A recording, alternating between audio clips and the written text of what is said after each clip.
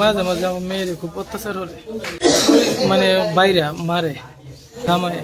মাঝে মাঝে তার বাপে আমারে ফোন দেয়, জামাইয়ের বাপে, ভাই একটু আয় জায়গা দেখি মাইরে মাইরা তো না কিচ্ছু বাইরে বুঝে পরে বোঝায় একটু আই।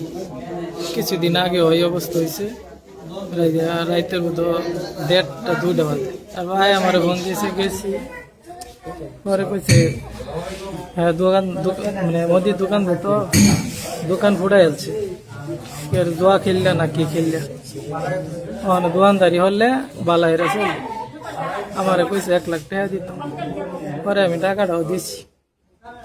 টাকাটা দেওয়ার এই সময় পরে কইছে আর কোনোদিন অত্যাচার হতো না, মারতো না। পরে আজকে আবার জামাইয়ের চাচা আমার ফোন দিছে দুপুর, এই সময় আমি ভাত খাইবার বইমু, ভাত বাড়তেছে, তার জামাইয়ের চাচা আমার ফোন দিছে, কইছে আমার মেয়েটারে মাইরা ফেলাইতেছে বাইরিয়া, আপনি একটু যান গিয়া মেয়েটারে নিয়ে আসেন, পুলিশ লইয়া যায়। তা আমি চিন্তা করলাম আমি আগে দেখি,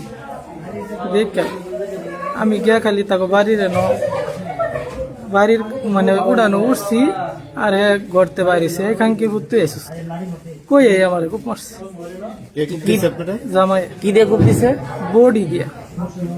আমি আগে খেয়াল করি নাই যে তারা তো বডি নাকি, আমি কই এমনি রাগ উঠছে, কইতাছে আচ্ছা খুব। আমি বাইর ঢুকতেই আমার খুব মারছে বডি দিয়ে। তো জামাইয়ের বাসা কোথায়? আসলে ওই যে সেইটা টিপি বাড়ি 9 নং সেক্টর, 9 নম্বরে আর কি, 9 নং ওয়ার্ডে যে মুবাবলটি আছে না, জামাইয়ের নাম কি? আসিফ শেখ। ওর আব্বুর নাম কি? ফখরুল আহমেদ। কতদিন হয়েছে বিয়ে হয়েছে?